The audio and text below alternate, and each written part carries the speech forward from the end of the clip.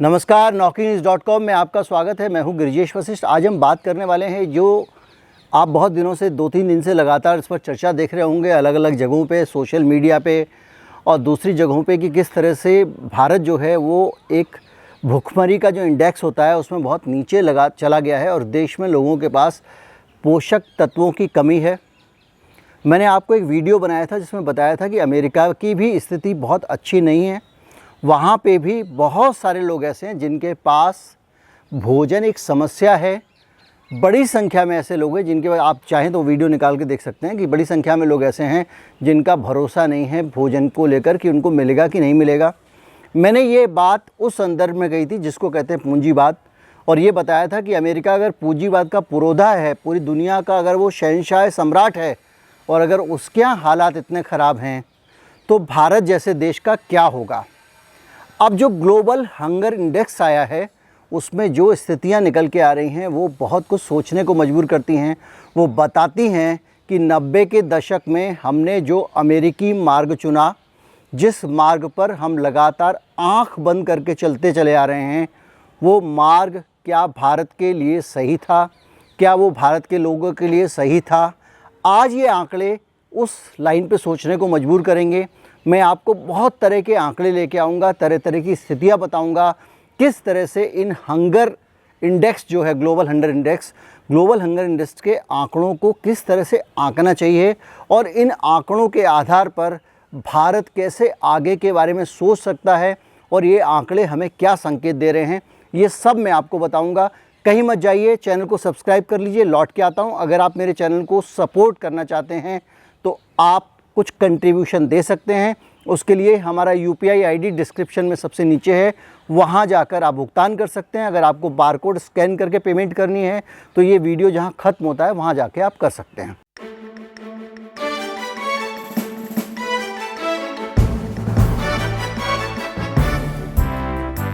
जो global hunger index के आंकड़े आए हैं उन आंकड़ों के हिसाब से भारत की जो स्थिति है वो पाकिस्तान से भी ख़राब है, नेपाल से भी ज़्यादा ख़राब है और आप 116 देशों में 101वें नंबर पे आ गए। ये सारी बातें आप सोशल मीडिया में देख रहे होंगे।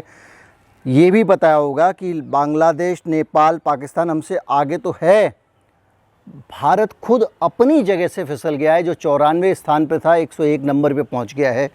इसका मतलब क्या होता है? इसका मतलब ये होता है कि हमारे देश में लोगों के पास ढंग का खाने का नहीं है। हम अपने लोगों को पर्याप्त पोषण नहीं दे पा रहे हैं। इसके कारण हमारे बच्चों की हाइट नहीं बढ़ पा रही है, उनका वज़न कम हो जाता है। ऐसी बहुत सारी चीज़ें, और अगर आप इस पे जाएंगे तो आपको बहुत सारी और भी जानकारियाँ इसको लेकर मिल जाएंगी। मैं आज इस पूरे डाटा के ज़रिए मैं आपको ये बताने की कोशिश करूँगा कि ऐसे हालात क्यों आए। कुछ लोग मुझे कहते हैं कि मैं मोदी विरोधी हूँ, कुछ लोग कहते हैं मैं कांग्रेस विरोधी हूँ, कुछ लोग कुछ कहते हैं, कुछ लोग कुछ कहते हैं, कुछ लोग आपिया कहते हैं, कुछ लोग वामपंथी कहते हैं। लेकिन आज मैं आपको जो तस्वीर बताने वाला हूँ उस तस्वीर को अगर आप देखेंगे तो जिन सालों में ये ख़राब हुए हैं उन सारे के सारे सालों को अगर आप मिला लें तो हमारी जो स्थिति है वो लगातार बिगड़ी है, और थोड़ी बहुत नहीं बिगड़ी है, ढंग से हम लगातार ग्लोबल हंगर इंडेक्स में या देश के लोगों को भोजन दे पाने के मामले में बहुत कमज़ोर हालत में जाते चले गए हैं। लेकिन इसके पीछे वजह क्या है? 1990 का जब दशक था तो हमने खुली अर्थव्यवस्था को अपनाया। ये कहा गया कि इस देश में खुशहाली आ जाएगी। ये कहा गया कि बहुत सारी विदेशी कंपनियां जब यहाँ के इन्वेस्ट करेंगी और उससे वो कारोबार करेंगी तो बहुत सारे लोगों को कारोबार मिलेगा। अमेरिका में एक पूंजीवादी ट्रिकल डाउन थ्योरी चलती है। उसको समझाया गया कि अमीर को सब पैसा देंगे तो वो नीचे तक पैसा जाएगा और देश के लोगों का उससे कल्याण होगा। पूरी दुनिया में हमको ये चेहरा दिखाया गया कि देखिए सारी दुनिया का ग्लोबलाइजेशन हो रहा है, सब लोग अमेरिका की जेब में जा रहे हैं, चलो आप भी कूद पड़ो उसके अंदर जाके। और हम कूद गए। हमको बताया गया कि लोगों का जीवन स्तर बेहतर होगा। ग्लोबल हंगर इंडेक्स हमको बता रहा है कि हमारा जीवन कैसे बेहतर हुआ। मैं अगर इस पे थोड़े से आंकड़े आपको पहले दिखा देता हूँ, उसके बाद में आगे और चलूँगा। तो आपको अगर मैं आंकड़े दिखाना चाहूँ तो ये आंकड़े हैं ऑक्सफैम के, एक ब्रिटिश NGO है जो लगातार लोगों की बदहाली के ऊपर बात करती है। ऑक्सफैम का आंकड़ा जो कहता है उस पे अगर आप डिटेल में जाएं, निचोड़ निकाले, बहुत सारी चीज़ें मिलेंगी, लेकिन मैं उसमें आपको ले जाना नहीं चाहूँगा। मैं नहीं बता रहा हूँ आपको कि देश की 10% आबादी के पास देश की 77% दौलत है, लेकिन मैं आपको सिर्फ एक चीज़ बताना चाहता हूँ कि हम जिस देश में रह रहे हैं उस देश की स्थिति ये है कि हमारे देश में जो मिनिमम वेजेस वाला एक कर्मचारी है वो अगर किसी एक बड़ी गारमेंट कंपनी के सीनियर एग्जीक्यूटिव के बराबर पैसे कमाना चाहे तो उसको कितना समय लगेगा। ऑक्सफैम ने कैलकुलेट करके बताया कि उसको 941 साल लगेंगे, जो कि किसी भी व्यक्ति की ज़िंदगी में नहीं होते हैं। यानी एक मज़दूर अगर 941 साल तक लगातार काम करे तो उतनी नौकरी वेतन ले सकता है जितना एक बड़ा एग्जीक्यूटिव एक थैलीशाह अपनी कंपनी से लेता है। ये है कड़वा सच, ये है कड़वी हकीकत, ये है आय में विषमता। जो इनइक्वालिटी है, जो विषमता है, वो भारत की सबसे बड़ी समस्या है और वो विषमता इस पूंजीवादी व्यवस्था के आने के बाद लगातार बढ़ी है। टाइम टू केयर रिपोर्ट जो जारी की गई वो बताती है कि भारत में 1% लोगों के पास 95 करोड़ लोगों से 4 गुना संपत्ति है। यानी कि 70% प्रॉपर्टी जो है इस देश की जो संपत्ति है वो सिर्फ 1% लोगों के पास में है।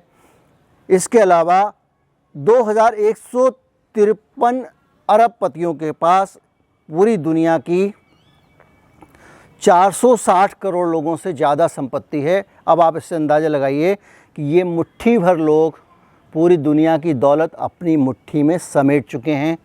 और अब आप हमारे देश की जो कैपिटलिस्ट पॉलिसी हैं उस पे आप सोचना शुरू करें तो हमारे देश का, गरीब का, किसान का, मज़दूर का सारा पैसा वहीं जा रहा है। और इस देश में जो नीतियां 90 के बाद से लगातार बनाई गई हैं, जो 2014 के बाद में ज़्यादा इंटेंसिटी से लागू की जा रही हैं, उन नीतियों के कारण सब कुछ वहाँ जा चुका है। अब सरकार की संपत्तियाँ भी धीरे धीरे कौड़ियों के मोल में वहाँ जा रही हैं। आप कहेंगे तो मैं एक एपिसोड बना दूंगा कि किस तरह से एक हवाई जहाज़ खरीदने का जो खर्चा आता था उस खर्चे के दुगने तिगुने दाम में ही पूरी एयरलाइंस दे दी जाती है। इससे आप अंदाज़ा लगा लीजिए कि किस तरह से हालात पूरी दुनिया के और ख़ास तौर पे भारत के बदल गए हैं।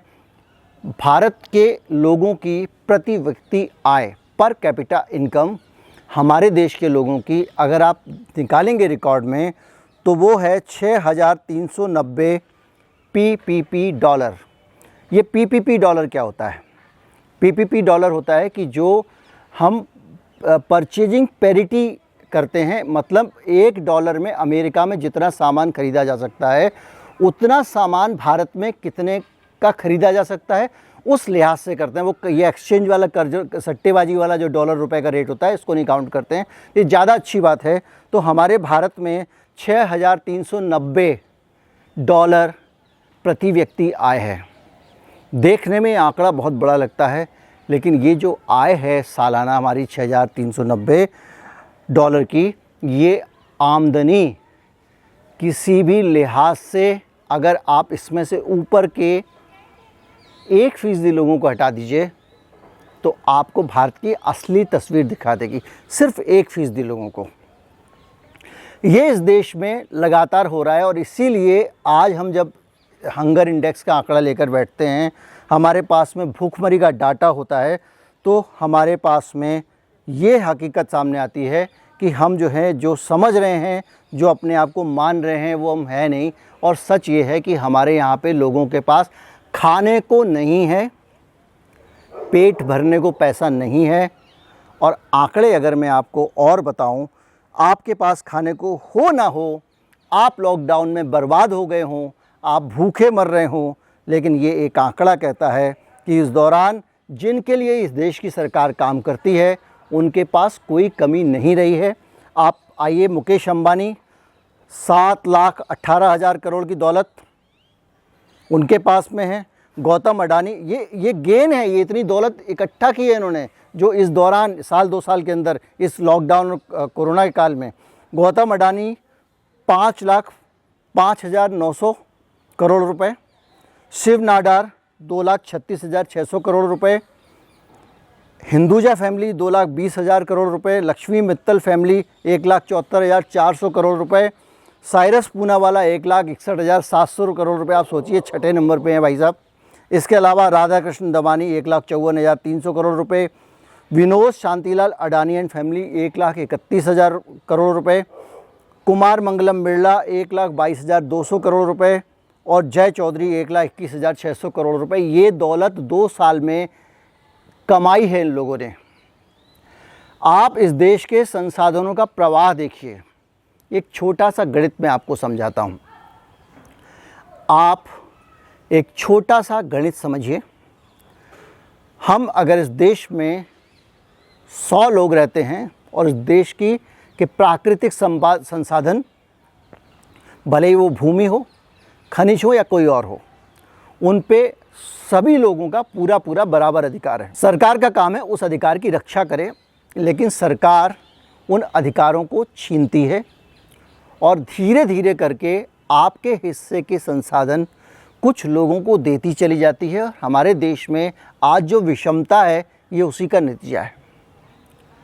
आदिवासी कहेगा मैं अपनी ज़मीन नहीं दूंगा, तो उसके पास जाके गोलियां चला देंगे, सेंट्रल फोर्सेस लगा देंगे बड़ी संख्या में हथियारों के साथ में।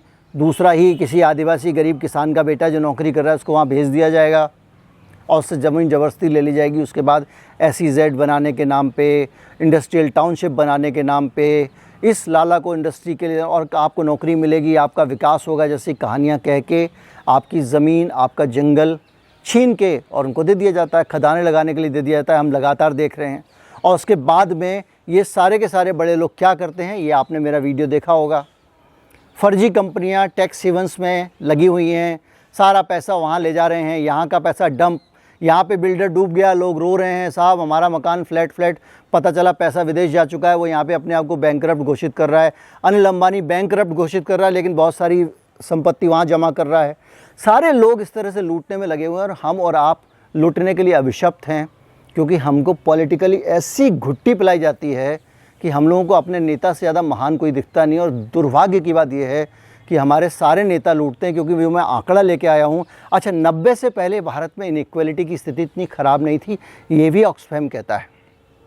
ऑक्सफैम कहता है कि उस वक़्त भारत में अमीर और गरीब का अंतर बहुत कम था और 90 के बाद में ये बढ़ता चला गया 2014 के बाद में। और ख़ास तौर पर ये कोरोना का जो पूरा खेल हुआ है, इसके बीच में तो पूरी तरह से आम आबादी तबाह हो गई है। धीरे धीरे हम और आप स्लेवरी की तरफ बढ़ गए हैं। जिस आदमी के पास खाने को पैसा नहीं है, वो आदमी कुछ भी करने को मजबूर होगा। और यही स्थितियां हैं जो आपको धीरे धीरे गुलामी की ओर धकेल रही हैं। आज आपका सैंपल टेस्ट किया जाता है, आपको कहा जाता है ज़बरदस्ती आपको एक इंजेक्शन लगाएंगे, सिंपल इंजेक्शन, विटामिन का इंजेक्शन है। आप अगर विरोध नहीं करते हैं तो सरकार के पास और मौके मिल जाते हैं, वो आगे और कोशिश कर सकते हैं। इस तरह की चीज़ें लगातार चल रही हैं और हम सब की ज़िंदगी को गुलामी में धकेला जा रहा है। मैंने आपको ये बताने की कोशिश की कि किस तरह से ऊपर बहुत सारे ईगल उड़ रहे हैं, तो इस तरह से किस तरह से बहुत चीज़ों को बदला जा रहा है और किस तरह से एक तरफ गरीब आदमी के पास खाने को नहीं है, गरीब और गरीब हो रहा है, और दूसरी तरफ अमीर और अमीर हो रहा है। और जिसको लगता है कि पाकिस्तान के हालात अच्छे हैं, बांग्लादेश के हालात अच्छे हैं, नेपाल के हालात अच्छे हैं, भुखमरी के इंडेक्स में हमसे ऊपर ज़रूर हो, लेकिन उसने भी उसी पूंजीवाद को अपना लिया है। वो बांग्लादेश भी उन्हीं पश्चिमी कंपनियों के लिए, उन्हीं बड़े बड़े उद्योगों के लिए प्रोड्यूस करने लगा है और वो बांग्लादेश भी उसी शोषण का शिकार होगा, हमसे थोड़ा बाद में होगा। चीन का हाल हम देख चुके हैं, आपने मेरा वीडियो देखा है कि किस तरह से चीन में ओवरटाइम करा करा के लोगों को मार डाल रहे हैं।